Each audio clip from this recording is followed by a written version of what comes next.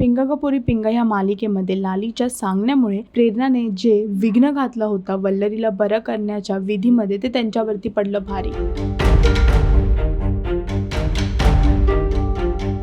रस्त्याच्या मधीच वल्लरीच्या अंगात आली नर्मदा आणि ती गाडीतून पळून जाते।